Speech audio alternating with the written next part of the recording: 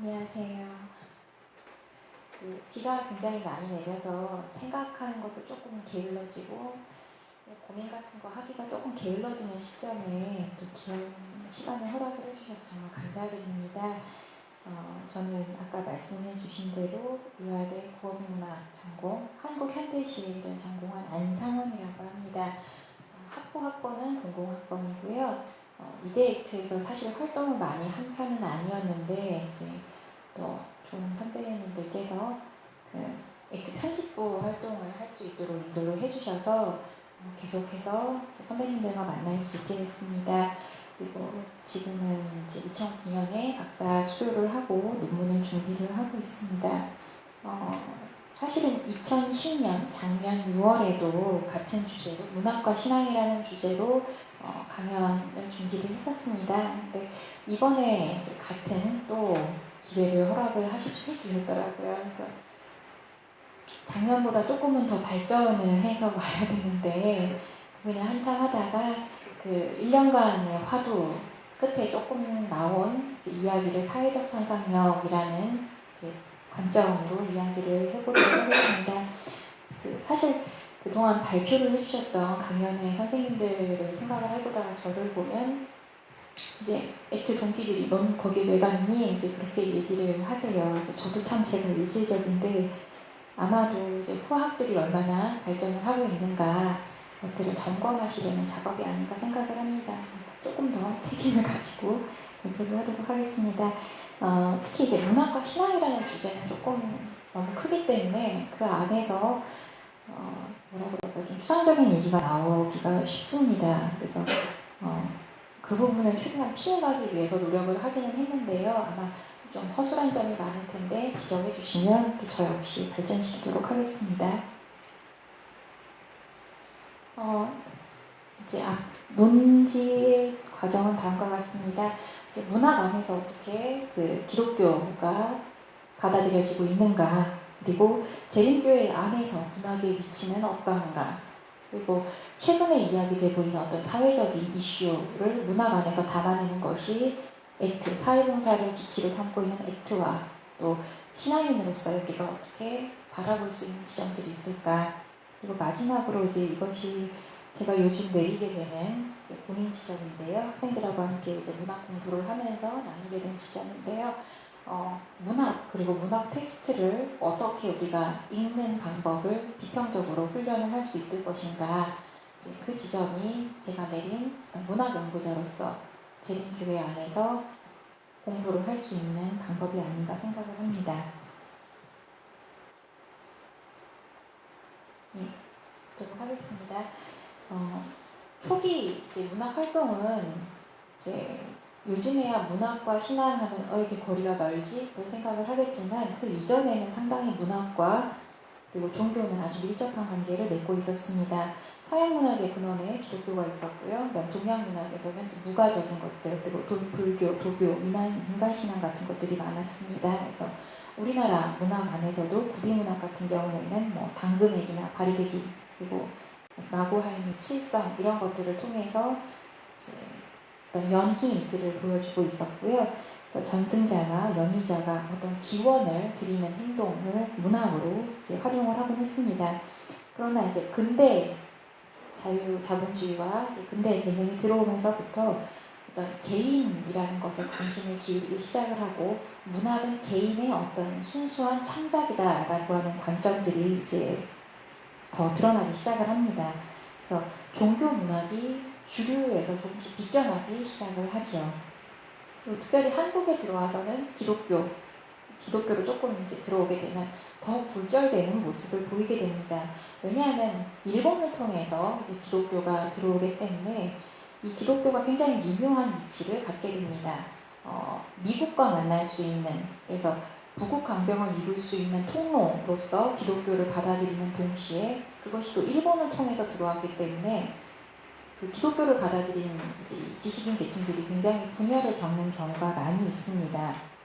그래서 예를 들어서 종교 같은 경우에 미신 혹은 구습으로서의 어떤 무교, 그리고 신세계로서의 어떤 기독교라고 하는 종교가 대립을 하게 됩니다.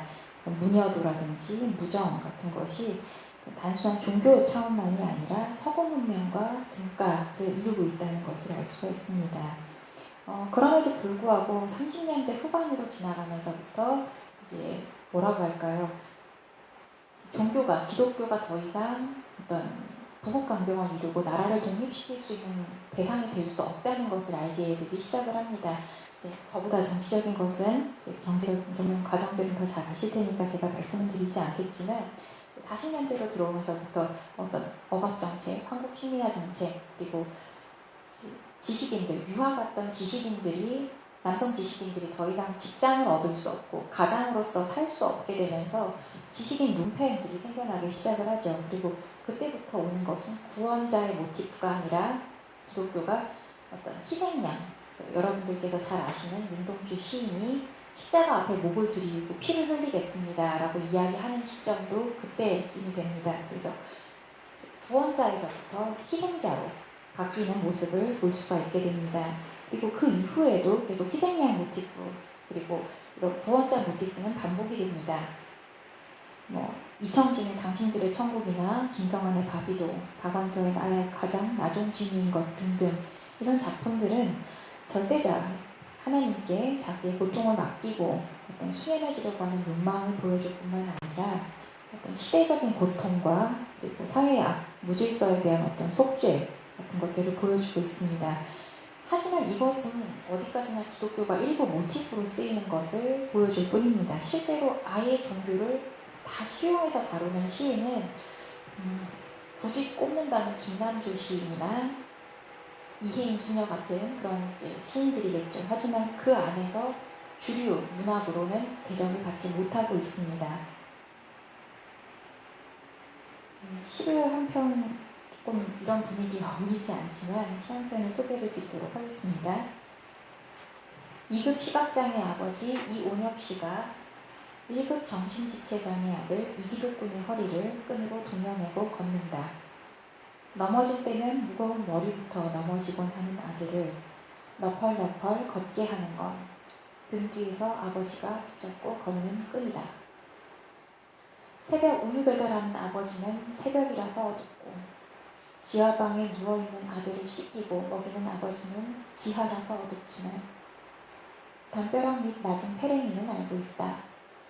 하루도 거르지 않고 아버지와 아들이 끈에 묶여 걷는 까닭. 아들이 툭툭 페랭이 꽃을 더욱 멍들게 하는 까닭. 아버지 신발 뒤축이 담벼락 쪽으로 달아가는 까닭. 걷는 게 온통 업이고 걷는 게 기독이라는 걸 뱃속을 나와서도 끊지 못하는 질긴 탯줄이라는 걸 업이 기독을 앞세우고 걷는다. 넘어진 꽃이 눈먼 뿌리를 뒤세우고 걷는다. 정끝별 시인의 걷는다라고 하는 시입니다. 읽어보시면 반응이 좀 나오실 것 같은데요. 뭉클하기도 한다, 아버지가 아들을 사랑한다 이런 것도 있겠지만 기독과 업이라는 단어 때문에 바로 불편함을 느끼실 수가 있을 겁니다. 이 시 걷는가는 문학인이 종교를 어떻게 소재로 해서 형상화하는가를 굉장히 잘 보여주는 샘플이라고 할 수 있습니다. 불교의 논리인 업과 크리스천의 한자 독음, 기독이죠. 이 기독을 부자의 이름으로 가지고 왔어요. 특히 온엽이라고 하는 아버지 이름도 그 엽자가 업이랑 굉장히 비슷하기 때문에 이렇게 받아들이시면 될 것 같습니다. 이것이 부자 간의 업, 또 아들의 이름 등등으로 차용이 되면서 삶은 이꼴 업이고 이 업 이꼴 걷는다 라고 하는 언술로 치환하는 솜씨가 굉장히 능란하게 드러난 작품입니다.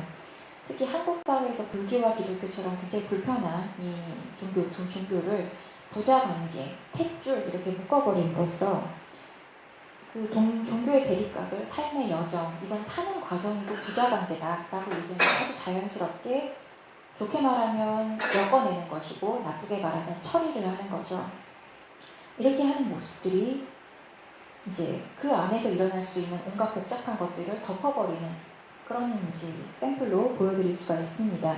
다시 말해서 문학 속에서 종교인은 혹은 문학이 종교를 바라보는 시선은 이 종교인들의 삶의 비위를 깨닫는 구도자가 돼서 세속에 침입하지 않거나, 그러니까 이제 더 이상 신경 쓰이지 않게 하거나, 혹은 자기들이 잘 다룰 수 없으니까 한 발 물러서서 그냥 관찰하는 대상, 어쨌든 삶에 침투하지 않는 대상으로서 종교에는 그릴 뿐입니다.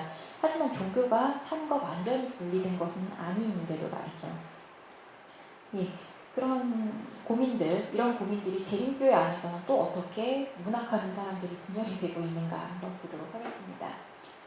재림교회 안에서의 그 문학 인식과 문학 활동을 조금 말씀을 드려볼게요.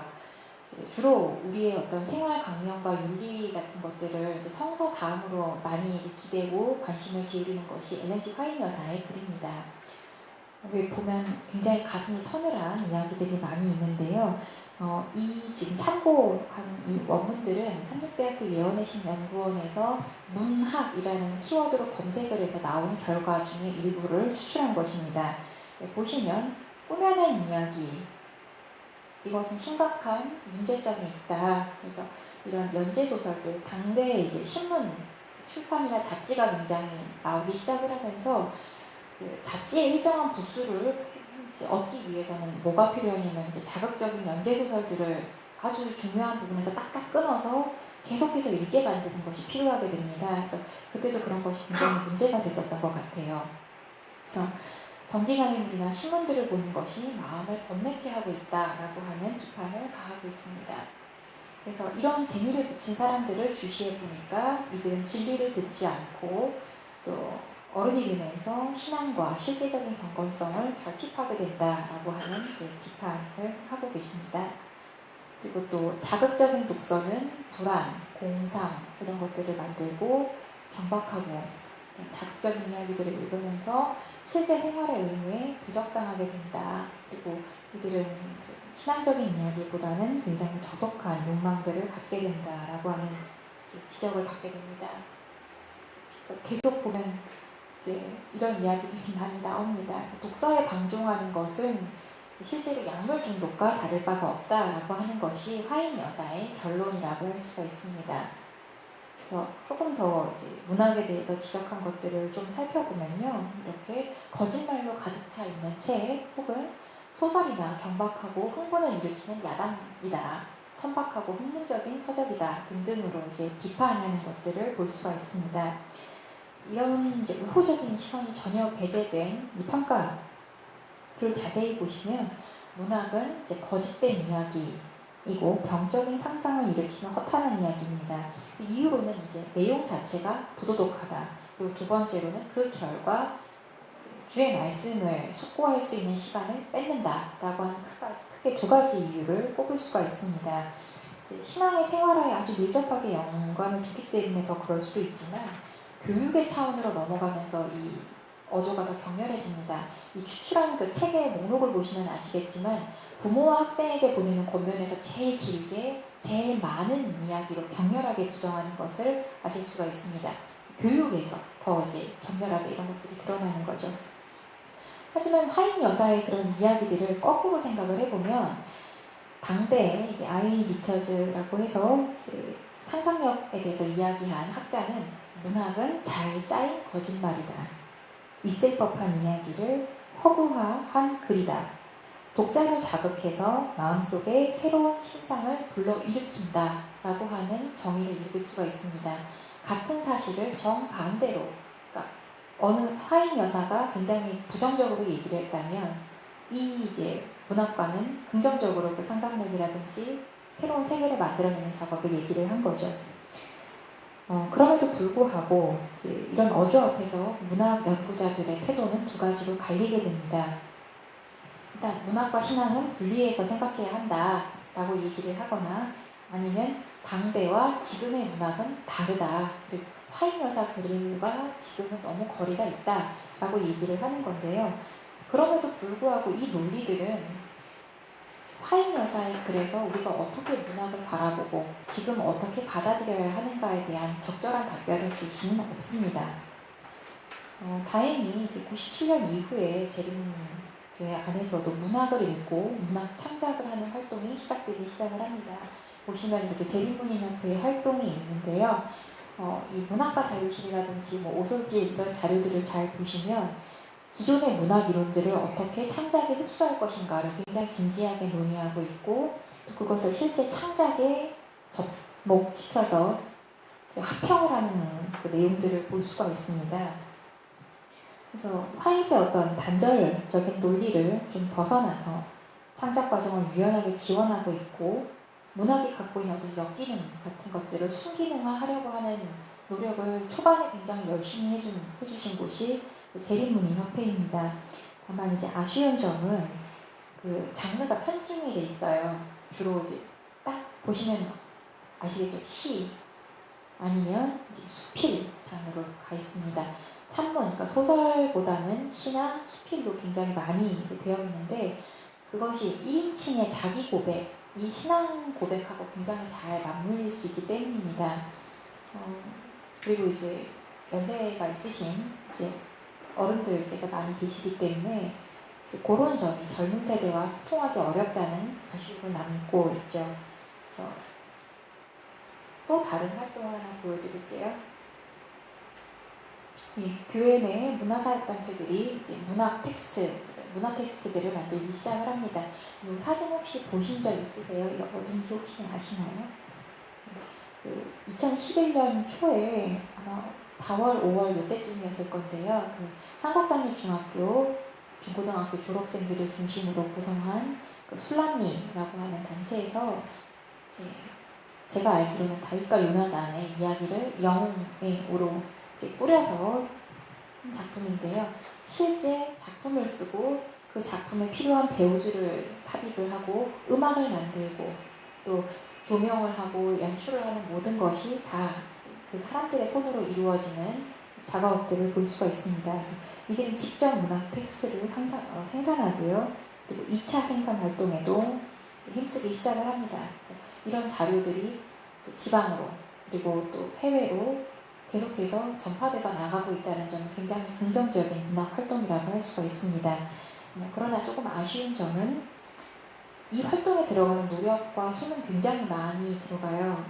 거의 두어 달을 저도 연습하는 것을 옆에서 봤는데, 두 달을 거의 숙식을 함께 하면서 공연을 하는데, 한 번 딱 공연하고 나면 이제 그 이후가 많이 이제 막히게 되는, 그리고 수용자도 공연을 좋아하는 사람이 아니면 보지 않는다는 점, 그래서 향유의 주체가 고정되어 있다는 점에서 아쉬움이 남습니다. 그리고 이게 어떻게 하든 아무래도 신앙 공연이기 때문에 결국에는 깨달음에 대해서 얘기를 해야 되고 신앙에 대해서 얘기를 해야 돼서 그것을 보여주는 과정들을 좀 극적으로 보여주다 보니까 그것을 글자로 풀어내기보다는 조명이나 음악으로 풀어내면서 문학 장르와 약간은 비껴나는 문화 텍스트로 자리를 잡는다는 아쉬움을 갖게 됩니다.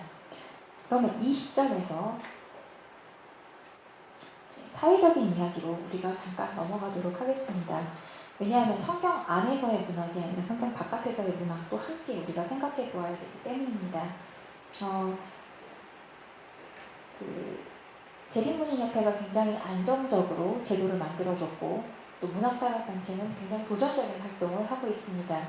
이 안에서 어떻게 실제 독자들과 문학작품을 읽고 교감을 해야 하는가, 어떻게 잘 읽는 방법을 우리가 연구를 해야 하는가, 그것이 이제 교회 안에서 문학을 전공하는 사람들 혹은 문학에 관심이 있는 분들이 이제 해야 되는, 고민해야 하는 부분들인데요. 잠깐 다시 앞으로 넘어가겠습니다.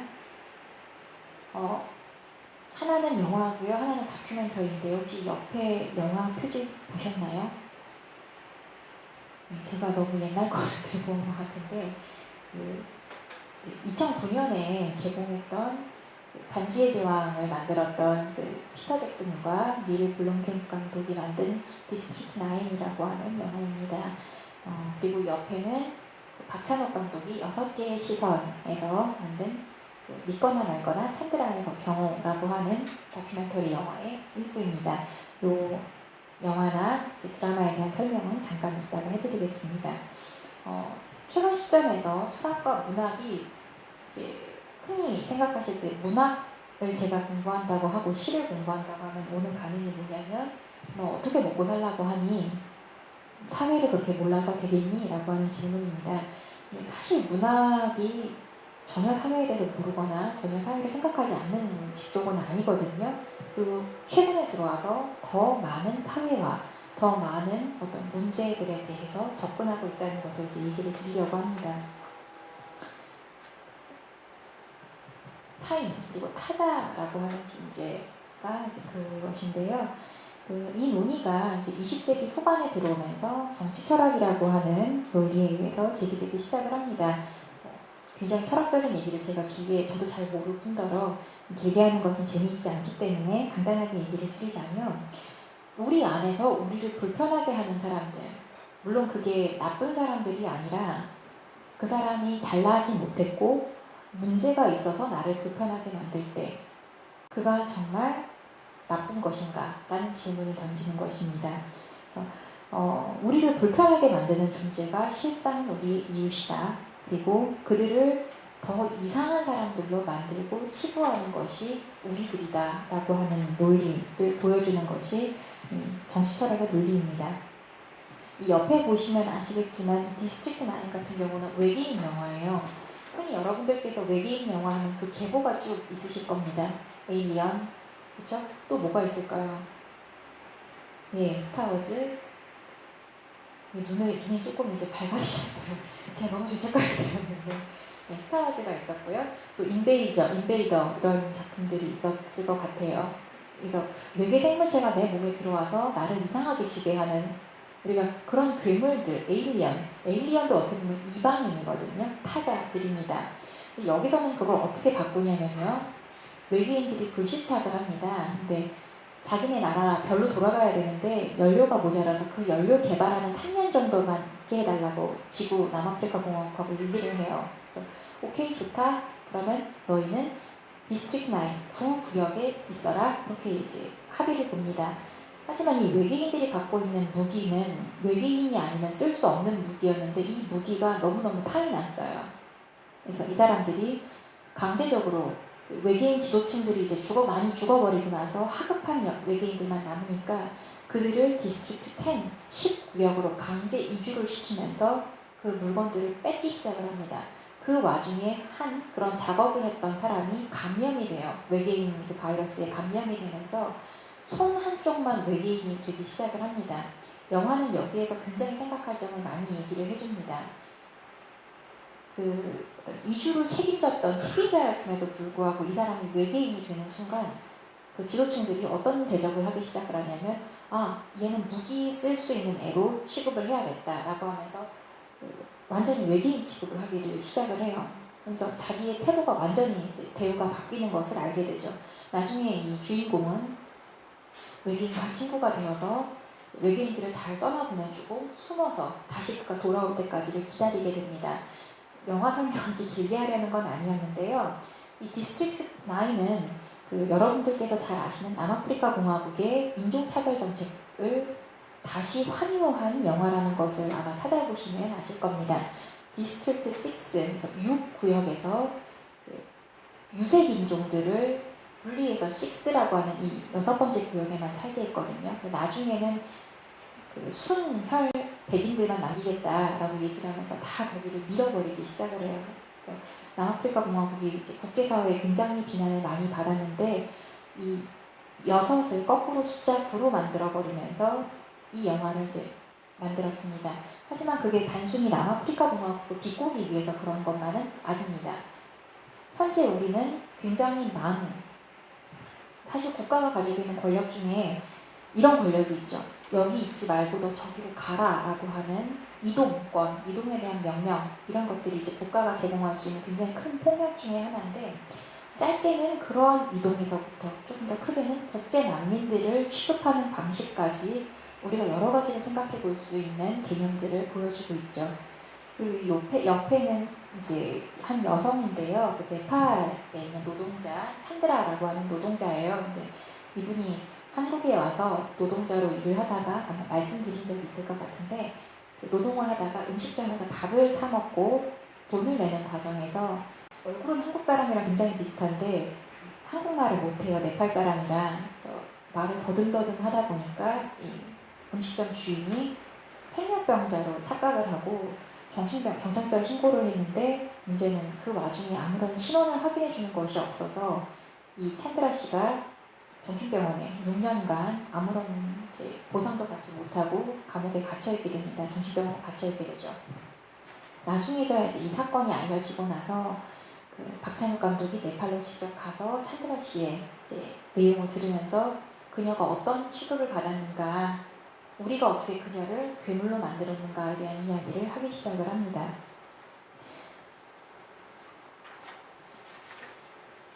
그래서 조금 우울한 이야기들이긴 하지만 우리가 문학에서 그리고 문화 텍스트가 이렇게 부정적인 이야기들을 계속해서 이야기하는 것은 그 부정을 계속 이건 나쁘다라는 것만이 아니라 나쁜 것을 우리가 어떻게 더 좋게 바꿔야 할까 고민하기 위함입니다.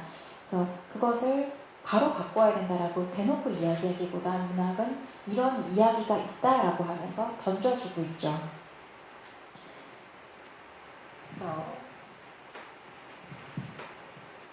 이런 관점들이 특별히 IMF 이후에 더 많이 이야기가 되기 시작을 하는데요. 이제 이것을 아까 말씀드린 대로 정치 철학이라는 얘기를 했었는데요.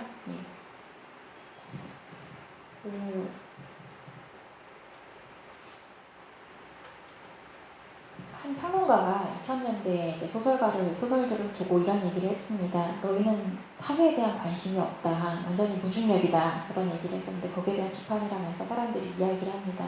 너무나 많은 사회의 모습들이 있기 때문에 우리는 그것만을 보여줄 수는 없다. 특별히 이제 IMF 이후에 경제가 굉장히 많이 바뀌면서 심리도 바뀌고 소설들도 많이 바뀌기 시작을 합니다. 그러면서 어떤 소설들이 나타나기 시작을 하냐면요. 옛날 같으면 첩보나 북한 이런 얘기를 하면 무조건 북한 사람, 나쁜 사람 이런 식으로 많이 얘기가 나왔지만 지금은 남한하고 교류를 해서 이중 스파이 노릇을 하는 사람에 대한 이야기가 나오기 시작을 합니다. 그게 이제 김영하 씨의 검은 꽃이라고 하는 소설이고요.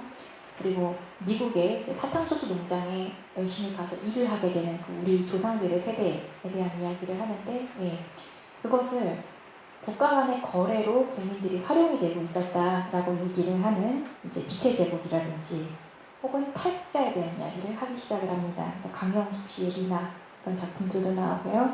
그리고 이주 노동자들의 현실을 보여주는 천은영 씨의 잘 가라 서커스, 박범신 씨의 나마스테 등등의 작품들이 등장을 하고요. 또 20대 청년 백수들의 어떤 모습들을 보여주고 있는 박민규나 이기로나 김혜란의 작품 등등 이런 작품들이 계속해서 나오기 시작을 하면서 최근에 나오는 작품들이 너무나 그 사회의 모습들을 보기 괴로울 정도로 잘 드러내고 있는 것들을 보게 됩니다.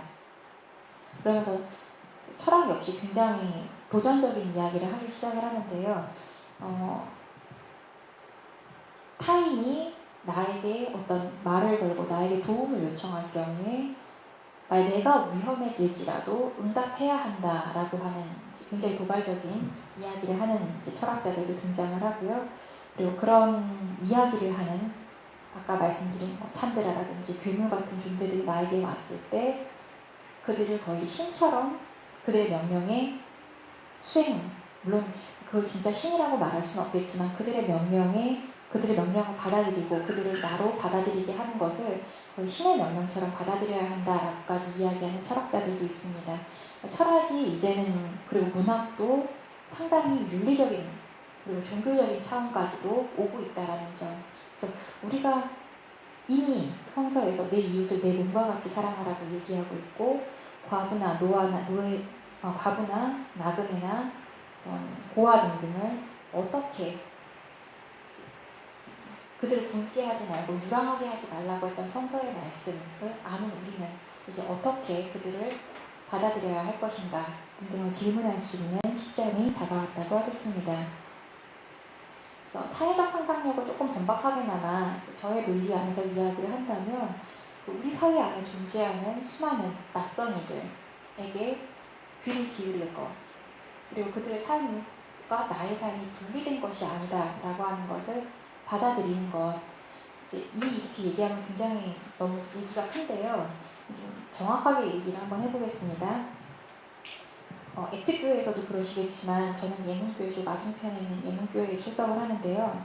안식일 점심에 되면 손님들이 오세요. 그래서 손님들이 오시는데 저희 교회에서는 돈만 이제 가져가시거든요. 그리고 제가 알기로는 어떤 교회에서는 음식만 드시고 어떤 교회에서는 돈만 받아 가시고 가세요. 이분들이 어떤 손님들인지 아시겠죠? 네, 노숙인들이신데요. 그분들한테 이제 돈을 드리는 일을 누가 하냐면 여집사님들이 하지 않아요. 왜냐하면 무서우니까. 네, 그래서 남집사님들이 하는데 저도 이제 열심히 얘기하고 그런 거를 나쁘다고 하면 안 된다, 뭐 그분들을 그렇게 하면 안 된다라고 말은 하지만 실제 그분들이 제 눈앞에 오면 굉장히 당황합니다. 그리고 저는 막 허겁지겁 장로님들을 찾으러 막 다녀요. 왜냐하면 두려우니까요. 우리는 그렇게 타자에 대해서 그런 두려움을 안고 있습니다. 내가 안전하지 않다는 것을 알기 때문이에요. 그렇다면 어떻게 이제 그것을 텍스트로 읽을 것인가를 한번 더 이야기를 해보도록 하겠습니다. 2011년 3월에 쓰나미가 일어났습니다. 그리고 대지진, 그리고 또 원전 폭발 사고가 있었죠. 그때 한국의 조선일보 일면 뉴스를 보고 제가 너무 놀랐었는데요. 혹시 기억하시는 선생님들 계실지 모르겠는데 일본 침몰, 한류 위협, 이게 조선일보 일면에 났던 기사입니다. 제가 이걸 보고 우리나라 저널리즘은 왜 이럴까 그런 생각을 했었는데 그 이후로 이제 어떤 소식이 더 기함할 소식이 들려왔냐면 한국 주부들이 일본산 기저귀를 사재기했다라는 소식이었습니다. 미리꾼들이 굉장히 질타를 하고 나서야 신문과 뉴스 프로그램들은 이제 원전의 폭발 원인과 결과를 상세하게 보도를 했지만 시청자들의 알 권리를 보호해야 한다는 명목하에 굉장히 자극적인 사진들을 많이 보도를 하기 시작을 했습니다. 무너진 어떤 재해라든지 혹은 죽어가는 사람들의 모습이라든지 통곡하고 있는 아이들, 어른들의 모습이라든지 이런 사진들을 굉장히 많이 뽑아냈습니다. 이 사실은 아까 말씀드린 대로 저널리즘이 갖고 있는 어떤 선정성 뿐만이 아니라 우리가 타인의 고통을 바라볼 때 얼마나 무감각한가, 그리고 사진이 자극적이지 않으면 볼만한데 하고 보지 않는 우리가 얼마나 흥미 위주로 타인의 고통에 접근하게 되는가, 굉장히 잘 보여주는 예시가 아닌가 그런 쓰나미 사건이 보여지게 됩니다.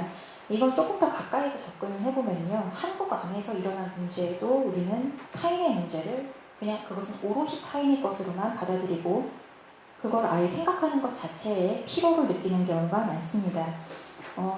이제 구제역이 돌면서 이제 다 가축 농가들이 굉장히 괴로워졌고 다 죽었잖아요. 그 이후에 대한 소식을 아는 사람은 없고 사실 보기가 불편해서 안 보는 경우가 많습니다. 그리고 구미에서 이제 단수가 돼서 한참 더울 때 그 문제가 생겨서 물이 나오지 않아서 식수로 몸을 씻는 일들이 있었어요. 근데 그 이후에 구미에는 물이 나왔을까 질문하는 사람들은 많지 않습니다. 그리고 남부지방에 홍수가 굉장히 많아서 죽은 사람들이 많다고 얘기를 하지만 그 이후로 우리는 생각하려고 하지 않습니다. 이것은 일본의 일을 바라보는 한국, 그것을 다시 비유화해서 지방의 일을 바라보는 서울이라고 하는 시점을 굉장히 잘 보여주는 예시들입니다. 당장에 우리 삶에 필요하지 않는 내용이자 좀 복잡하고 정치적이고 왠지 내가 윤리적으로 죄책감을 느껴야 될 것 같으면 생각하고 싶지 않아 하는 것, 이것이 현재 우리의 현실입니다. 그럼 서울 사는 사람들이 정보가 모자라서 그럴까요? 정보는 정말 서울 사람들이 제일 많이 받아볼 수가 있습니다. 인터넷도 그렇고요, 모바일 환경도 그렇고요. 왜 그럼에도 불구하고 우리는 굉장히 피곤해하고 그걸 잘 보려고 하지 않을까요? 이제 매트릭스의 영감이 되었던 그 책 시뮬라시옹을 썼던 이제 보드리아르나 그리고 타인의 고통이라고 하는 책을 썼던 수잔 손택, 이 두 사람은 뭐라고 얘기를 하냐면요. 사진, 이미지, 사건을 이제는 우리는 영화를 보듯이 근사한데 볼 게 굉장히 많은 어떤 충격적인 스펙터클로만 바라보지 그것은 나의 문제로 진짜로 바라보는 어떤 감흥력, 감식력, 타인의 고통에 간섭하는 능력이 갈수록 우리가 떨어져 가고 있다라고 하는 이야기들을 하게 됩니다. 그럼 이렇게 타인의 고통에 공감할 수 없을 때, 그것을 그냥 잘 볼거리로 바라볼 때 우리 그 이후에는 어떤 일이 일어날까요? 그것 자체가 첫 번째로 하나의 폭력이 됩니다. 어떤 그의 고통을 고통으로 인정하지 않고 바라볼 때 아마 이제 선배님들께서 그런 고통을 겪으셨겠죠. 안식일 교인이라고 하는 것이 대학 생활에서 안식일날 시험 봐야 될 때 그런 이야기를 굉장히 많이 해주셨는데 교수님들이 인정해주지 않고 학점 F 나오고 굉장히 고통스러울 때가 있어요. 고통이 됩니다. 폭력도 되고 고통이 됩니다. 물론 신앙이라고 하는 이유 그리고 그것을 내가 선택해서 내가 신앙적으로 승리했다는 기쁨이 없었다면 그것은 굉장히 큰 상처로 남을 수가 있습니다. 그럼에도 불구하고 우리 자체도 타인의 고통을 고통으로 인정하지 않고 너는 왜 멀쩡히 남들은 다 하는데 그걸 못 버티냐 라고 이야기할 때 그 사람은 전체의 어떤 평화를 해치는 바이러스 같은 존재가 됩니다. 그래서 그걸 거꾸로 생각해 보려고 한다거나 그 이후를 생각해 보려고 하는 것은 절대 노력하지 않습니다. 이것이 전체가 개인에게 주체가 타자한테 가하는 폭력입니다. 그 이후의 폭력에 대해서 얘기를 잠깐 해볼 텐데요. 조금 다른 맥락으로 이야기를 해드리겠습니다. 흔히 함무라비 법전이나 그 모세의 법을 보시면 눈에는 눈, 이에는 이라고 하는데 저는 이게 굉장히 잔인하다고 생각했거든요. 근데 이게 잔인한 게 아니다라고 하더라고요.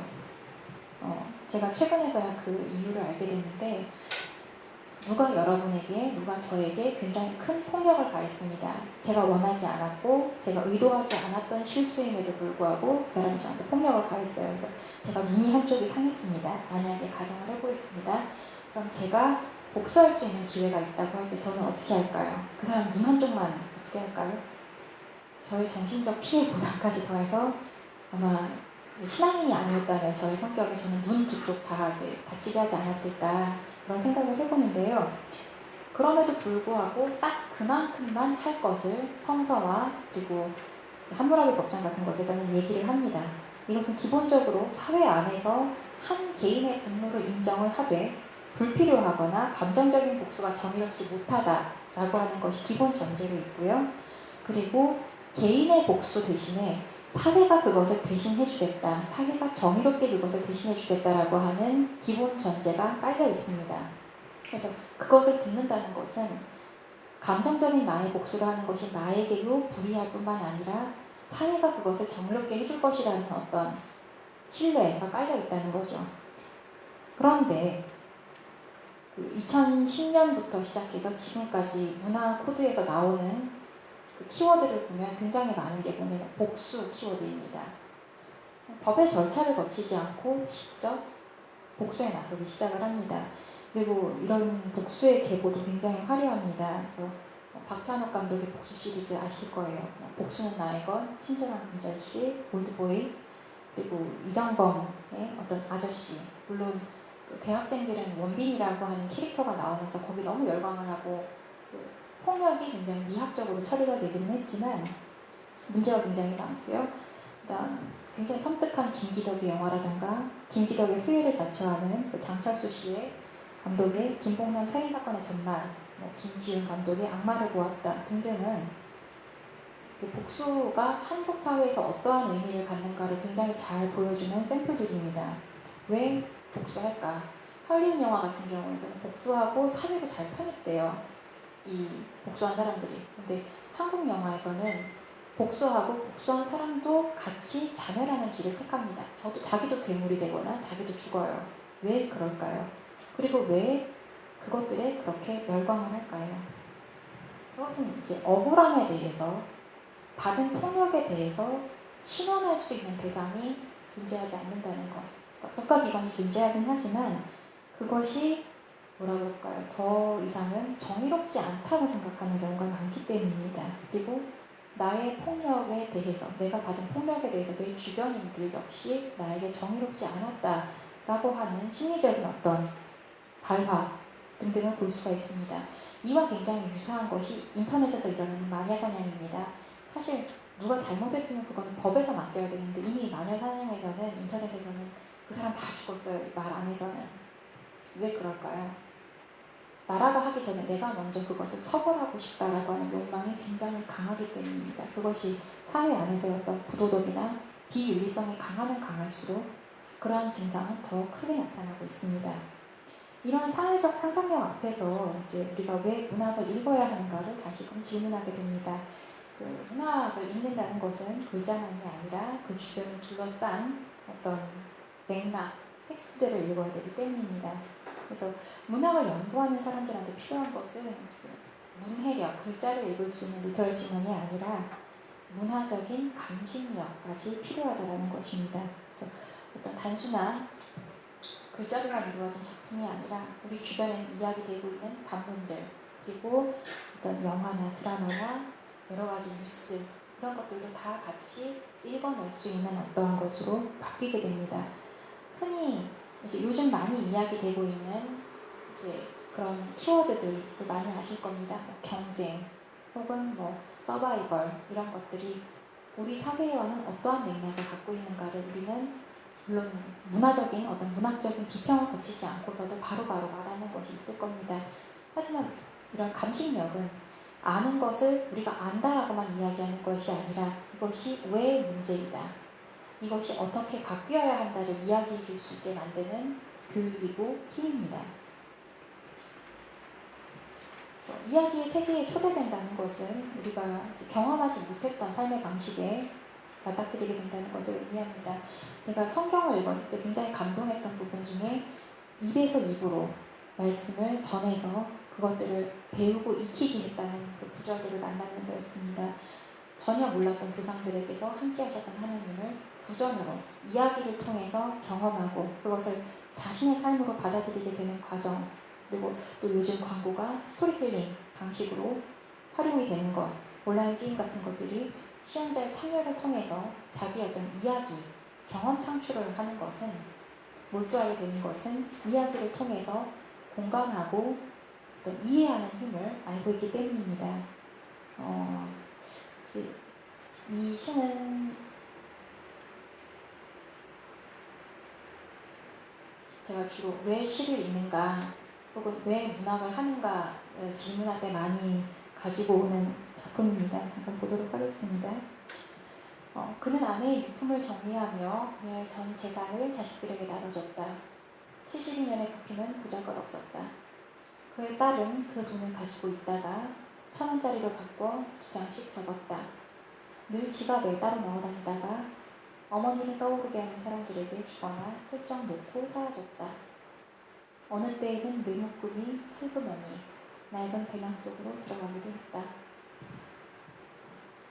착착 접힌 1,000원짜리가 어머니의 천국 계단이라도 되듯 한 계단 부족하면 그 나라에 못 들기라도 하듯 그녀는 1,000원짜리를 접고 또 접었다.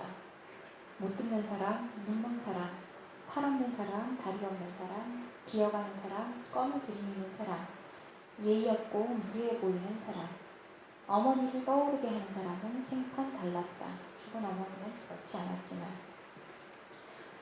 문학은 비슷한 것, 그리고 낯선 것을 함께 엮어서 풀어냅니다.